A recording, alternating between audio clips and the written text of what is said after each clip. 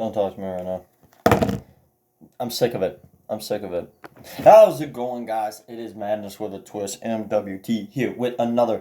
Make sure you subscribe to the channel right now and like the video because we got a bunch of stuff to go over right now. We got some recaps. We got to go over 10 games in particular, and we got to make sure we hit these. So, let's go over our first game. The Brooklyn Nets took on the Charlotte Hornets, and guess what? The Nets won, as I thought. 111 to 104, the final score.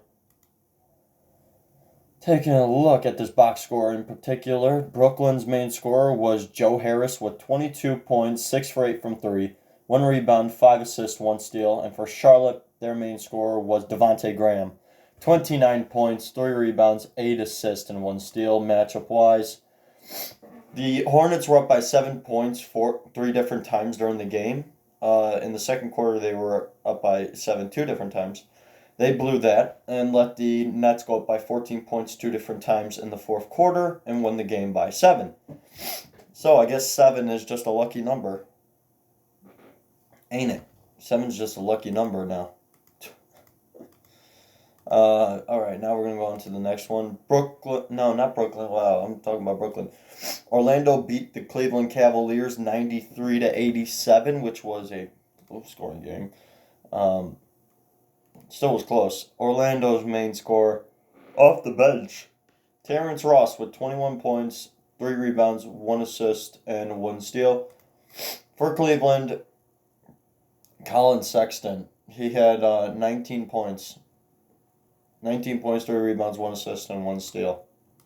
Matchup-wise, the Cavs came back from being down 11 to the Magic, and then they went up by 6, their largest lead, and then they blew it and lost the game in the fourth quarter by 6. And can I just say one thing about this whole situation in Cleveland? Get rid of Kevin Love. He should be on a contending team. Don't try to keep him. Don't try to keep Kevin Love. Like, seriously, Kevin Love should go to a contending team. He doesn't deserve that situation. That situation down there in Cleveland is horrible. He doesn't deserve it. He doesn't. He doesn't deserve it. And if you think he does, I got news for you. Now, the next game we got to go on to. The Detroit Pistons shocking the Indiana Pacers, winning the game 108 to 101. Indiana's main scorer was TJ Warren with 26 points, 1 rebound, 1 assist. And for Detroit, tied between 2 different people, 2 different players. Blake Griffin, 25 points, 3 rebounds, 5 assists, 2 steals, 1 block. Andre Drummond with 25 points, 22 rebounds, 1 assist, 3 steals, and 2 blocks. In this case, I'd give the better game to Andre Drummond. Andre Drummond played a better game, a double-double, a 20-20 game, double-double. Now, going on to this, the Indiana Pacers came back from down 13.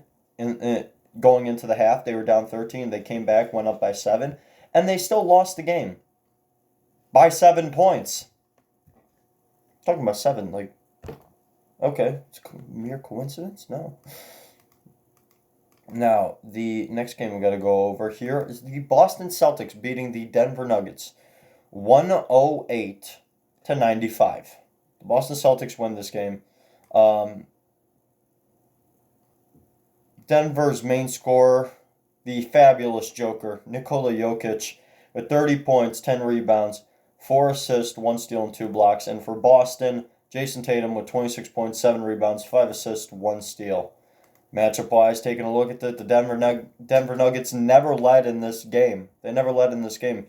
It was so bad that in the fourth quarter, like, the game was... The Celtics were up by 21 for, like, the longest time, for, like, 2 minutes, and then they went up by 23 points 3 different times in the fourth quarter, their largest lead, and won the game still by 13 after taking all their stars out. So, what does that mean? Well, Celtics are really good. They are, at the time I'm recording this, they're 17-5.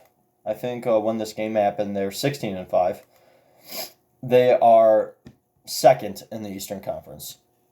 The only team that's better than them, up by 3 games, is of course, the Milwaukee Bucks. Milwaukee Bucks will forever remain one of the best teams in the NBA for the next few years, as long as they keep Giannis. which I think they would. Why would Giannis want to trade a situation where he is on a finals contending team without Kawhi Leonard in the Eastern Conference, without the presence of the Raptors? The only thing they have at that presence is just a flopping fish.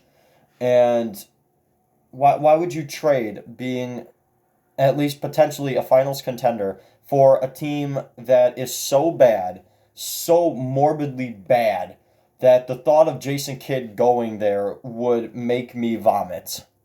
If you know what I'm talking about the New York Knicks rumors. Now, Miami took on the Washington Wizards. The Miami Heat actually beat the Wizards 112 to 103 in this case, somehow.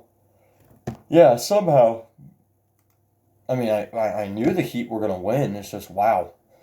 Washington, their main scorer was Bradley Beal, 23 points, 4 rebounds, 8 assists, 1 steal, 1 block, but 6 turnovers. And for Miami, of course, Jimmy Butler with 28 points, 11 rebounds, 11 assists, 1 steal, and 2 blocks. A nice triple-double from Jimmy Buckets. Now, the Wizards were up by 11 points 2 different times in the second quarter. After the half, that was practically gone, and the Heat went up by 9 points and won the game by 9. So, I don't know. Don't look at me. I just report what I see in the box score. Now, the next game we got to go over because I'm already disgusted. The Golden State Warriors beat my Chicago Bulls 100 to 98. I am already thoroughly disgusted. Because Golden State's main scorer was Glenn Robinson III. 20 points, 7 rebounds, 2 steals. Like, D'Angelo Russell didn't have a good game. Chicago's main scorer was Zach LaVine with 22 points, 6 rebounds, 6 assists. But that's the thing. Other players got to step up, man. And they got to start getting more touches. Wendell Carter Jr.'s got to get more touches. I'm sick of it. That shouldn't have happened. Honestly, Thomas Satoransky, he should have gotten more three-point attempts. Man, it's just bad. I mean, Archie Diacono, he should have played a little bit more. Luke Cornett didn't do a good job. Golden State was up by 6 points 3 different times in the second quarter. That was their largest lead. And we were up by 9 points in the fourth quarter, but somehow we still blew that. And we couldn't buy a bucket to save our lives after that. So, that's all I got to say about that game. Now, Oklahoma City took on the Minnesota Timberwolves, and a thorough shocker right here because Oklahoma City is somehow in the playoffs. They won in overtime 139 to 127. Don't know how. Minnesota's main scorer was Karl Anthony Towns. Well, it would have been.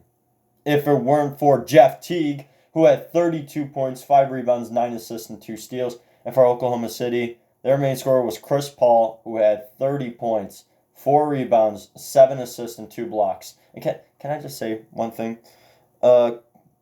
Starters, the starters themselves, if you just took the starters themselves right now, they combined for 108 points out of the 139 for Oklahoma City. That is insane. They had a 41-point to 39-point third quarter, which I am thoroughly upset with, because why?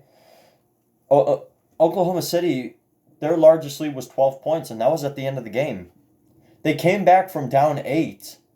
The Timberwolves were up by 8 points 6 different times in the game, and they still came back from down that. Oklahoma City blew a 10-point lead in the fourth quarter, midway during the fourth quarter, and still tied the game and went into overtime and won overtime 17-5. Hence, they win the game.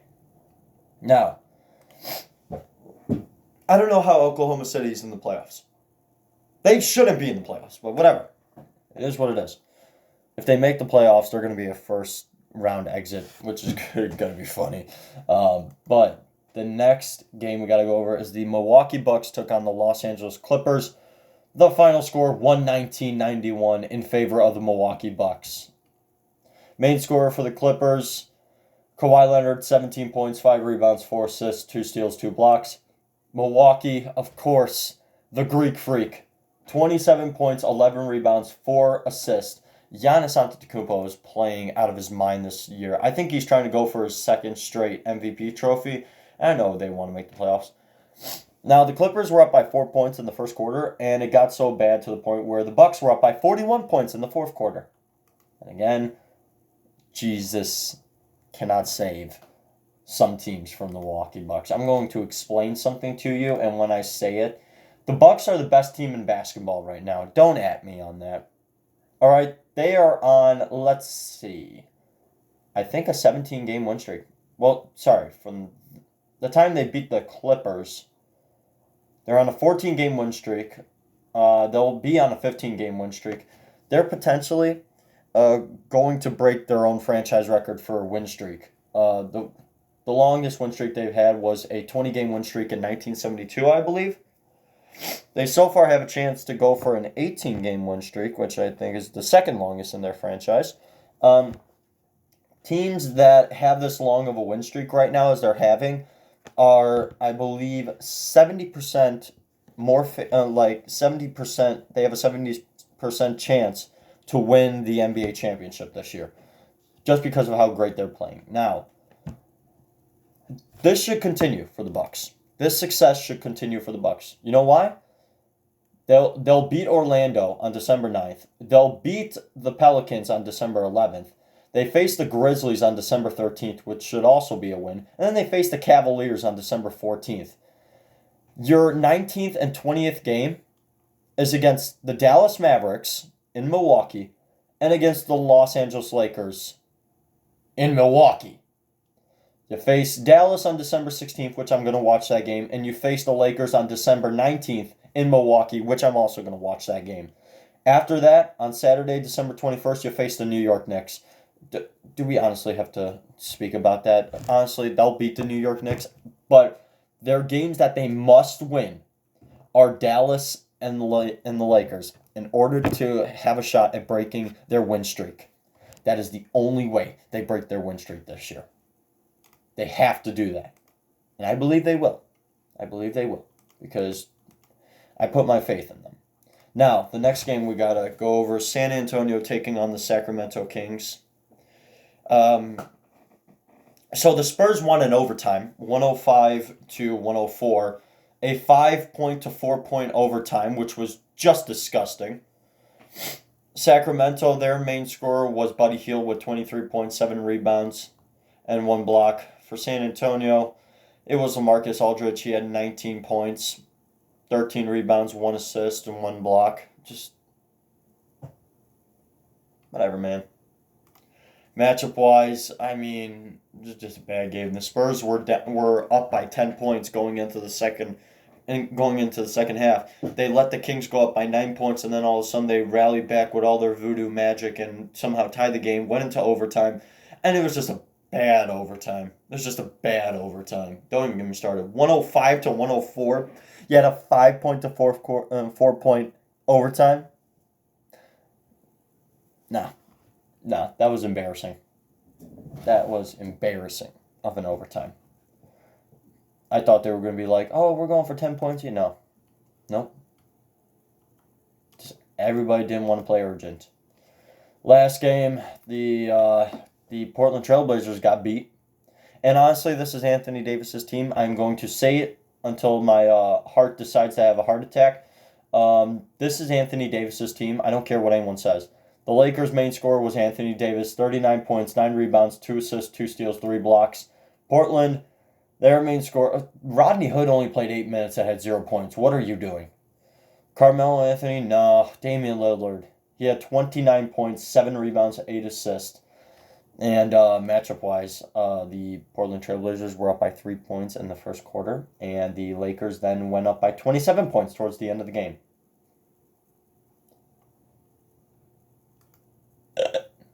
So that's all we got to do when it comes to recaps. Honestly, when it comes to the MVP race, I hear a lot about it and how Harden is falling because his numbers are starting to drop. Giannis is the clear-cut MVP so far. Luka is a close second. I don't care what anyone says. Harden is third. Harden is third when it comes to MVP. And I mean that for real. Anthony Davis is fourth. Okay, and I will fight anyone on that. because that's Anthony Davis's team. I don't care what anyone says. Leave a like if you enjoyed, and subscribe to the channel if you're new with post notifications turned on. And I will see you guys. December 7th recaps coming soon.